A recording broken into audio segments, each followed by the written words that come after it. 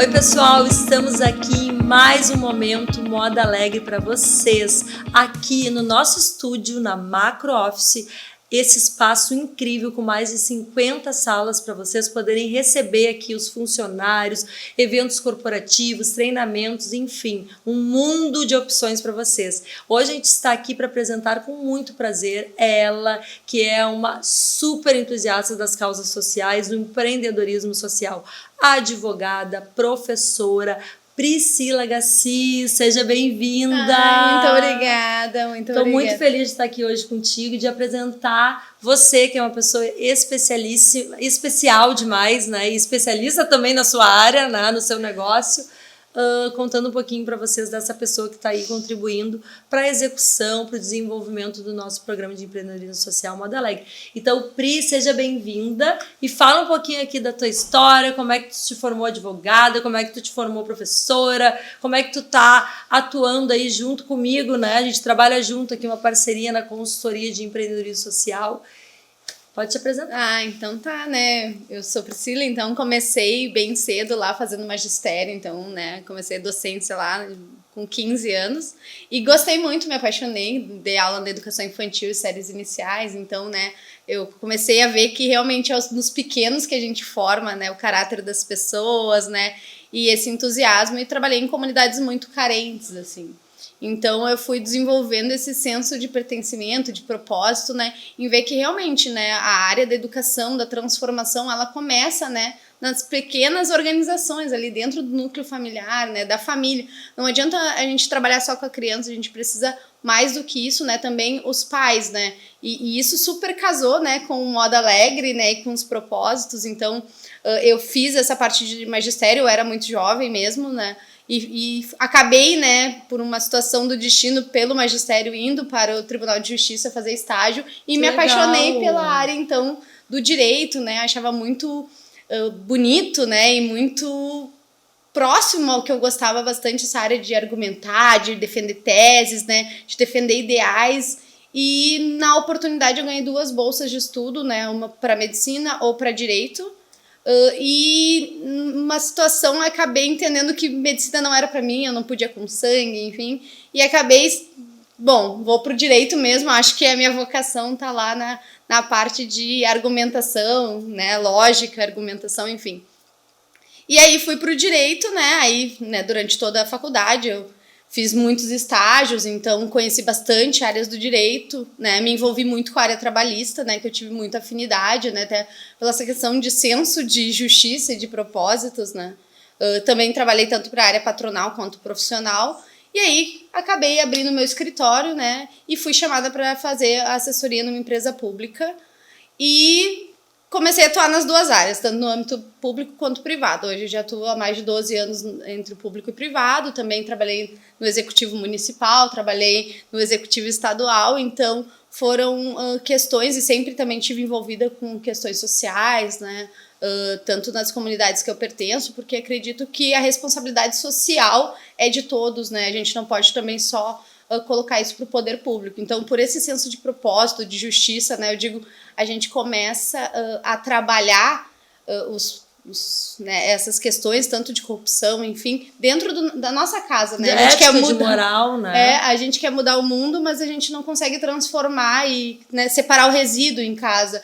E a mostrar que muitas vezes a palavra convence, mas o exemplo arrasta. Então, tu precisa também ter atitudes condizentes com aquilo que tu acredita. Então, por um senso de propósito, eu amo muito a área pública, né? E também muito essa questão do social. Acredito que a área pública tem que fazer, mas eu acho que a privada também tem a responsabilidade. Então, esse senso de transformação que envolve também não só a criança, né, mas a família, o Moda Alegre, assim, me apaixonou, né, por a gente poder transformar realmente dentro de um lar, porque a gente precisa credibilizar, né, todos, e principalmente o papel da mulher, né, nós sabemos, né, eu sou empresária hoje, então o papel da mulher mãe, casada, esposa, casada, esposa, pet, tudo. Advogada, professora. E ela faz toda a parte jurídica do Moda Alegre, desde os contratos, né, a questão de compliance, e também dá aulas. Ela também tem as aulas de cidadania, que vai desde o previdenciário até a parte trabalhista, né? A gente tem outra dupla aí de advogados também, embaixadoras do programa, que também auxiliam, porque é um programa extenso de 17 pílulas que dura o ano inteiro e que a Priscila tem, junto com a Adriana, né, também contribuído muito para o programa. Acho que é muito legal alguns pontos que a Pri trouxe aqui, e a gente deixa os nossos convidados à vontade, porque para que vocês entendam como é que a gente vai construindo, porque é isso, cada uma trazendo a sua visão, o que acredita, o seu entusiasmo. A Pri trouxe um ponto muito importante, né, na transformação, através da união do privado e do público, né? Quem é o meio? Somos nós, os cidadãos. Nós é que temos o poder de movimentar tudo isso, né? Então, aproveitando aqui a deixa que a Pri trouxe essa pauta, eu quero agradecer a todas as embaixadoras em nome da Pri, a todas as empresas apoiadoras, a todas as profissionais, as pessoas físicas que estão nos apoiando, pela iniciativa de darem o primeiro passo junto com a gente e levantar aí, né, esse novo caminho na área social, que não é uma ONG, não é uma responsabilidade social corporativa, mas sim um negócio social, que é sustentável. Então, Pri, muito obrigada por estar junto com a gente construindo essa realidade aqui para o setor no nosso estado, nós que somos gaúchas, né, e que ficamos muito felizes de estar aí trazendo esse movimento. Pri, agora eu quero que tu deixe aqui para o pessoal assim, um pouquinho de algumas coisas que tu foi tendo que evoluir, da tua trajetória de vida, né? Até tu chegar hoje, né, de ser uma advogada bem-sucedida, que tem o teu escritório, que dá aula, né? Então, profissionalmente, assim, a minha carreira foi, digamos assim, pautada por algumas escolhas, né, minhas, né, e outras escolhas que nem, né, por situações adversas. O magistério, na verdade, a família toda é de professoras, né, e os meus pais sempre, né, disseram assim, tu precisa ter uma carreira inicial, né, para te poder subsidiar, porque eu sempre disse que eu ia ser eu ia viajar muito, eu ia querer fazer muitas coisas, que eu não, né, que eu queria muitos projetos, então para eu poder subsidiar isso eu precisava fazer uma graduação, e a minha família é uma família de origem mais humilde, então eles não teriam condições de custear uma formação superior privada, né, então que eu teria que ter outros meios, então eles disseram, não, tu vai fazer magistério, que pelo menos é uma formação, eu fui meio obrigada ali, mas fui formando o convencimento de que realmente era uma decisão muito acertada. Então eu fiz o magistério e comecei realmente a me envolver muito, tanto é que eu dou aula até hoje, né? Eu gosto muito. A minha mãe sempre diz, vai fazer teu mestrado para dar aula porque tu é vocacionada, tu tem paciência para explicar. Então eu sempre aliei bastante assim a questão tanto da faculdade, né, em que eu estagiava bastante para buscar esse conhecimento, para poder, né, ter uma formação sólida, quanto a questão de dar aula. Então, eu dava aulas à noite, né, e finais de semana, aulas de reforço para crianças, a parte de leitura, né, a parte aritmética básica ali, enfim.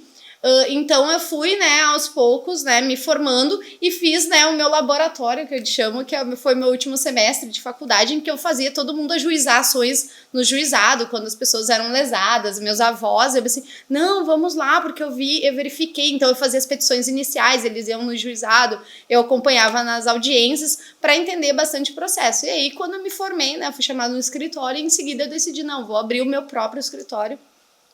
Né, e comecei a advogar, né, e até hoje eu falo assim, eu faço advocacia para a família inteira, porque todo mundo me procura, então a gente acaba fazendo também essa questão jurídica, mas fui andando pequenos passos, né, primeiro eu comecei o escritório, aí me chamaram para ser assessora jurídica, para cuidar toda a parte de secretaria, prazos, enfim, numa empresa pública, eu trabalhei no processo de profissionalização da empresa, fui ganhando espaço, né, me profissionalizei na parte de direito do trabalho, então fui crescendo ali, virei coordenadora, daí fui crescendo também na parte dos cargos, virei coordenadora da parte pessoal, então trabalhei também com recursos humanos, fiz MBA em gestão estratégica de recursos humanos, e acabei decidindo por sair, porque eu falei assim, não, hoje eu acho que a minha função aqui na parte pública, porque eu acredito muito, né, que os nossos princípios têm que estar condizentes com aquilo que a gente faz. Então eu achava que o meu salário era muito alto para a atividade que eu ia começar a desempenhar, que era uma atividade mais administrativa, e tinham outros profissionais que eram do quadro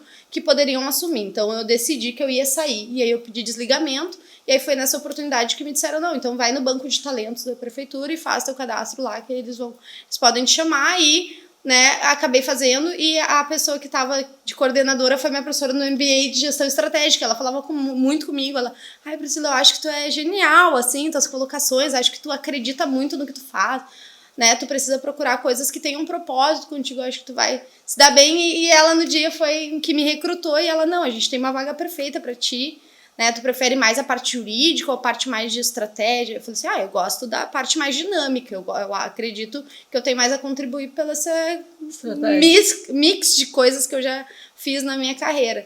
Aí ela, tá, então vou te botar. E aí eu fui ser assessora e coordenadora do gabinete da prefeitura municipal. Então, para mim foi um choque, assim, né, porque me deram realmente um cargo bastante, né, de muita relevância, né, com a parte toda do planejamento estratégico. Passavam todos os projetos, então a gente despachava 60, 80 processos por dia, era, né, vivia aquilo intensamente, a gente via as execuções, né, na prática, e aquilo para mim foi assim, eu consegui concretizar muitas realizações pessoais, de ver a minha cidade, né, também crescendo e vendo as coisas se transformarem, as pessoas. A Priscila fez muito parte, né, hoje das entregas que Porto Alegre tem no setor de inovação, né? Então ela trabalhou ali ao lado do prefeito Marquesan, que é meu marido, que vocês sabem disso, e que às vezes a gente não traz muito isso aqui sobre a questão de eu ser esposa dele, mas a gente tem muito orgulho de dizer, né, desse trabalho que foi entregue nesse mandato. Ele foi gestor, que é um gestor com propósito.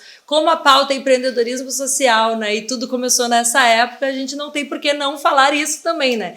Então ela teve um papel ali muito importante ao lado da prefeitura, ao lado de um gestor muito indignado, né? Como eu já disse outras vezes aqui nas gravações, que é importante a indignação para a gente movimentar as coisas, para que a gente consiga alcançar resultados reais na vida das pessoas, né?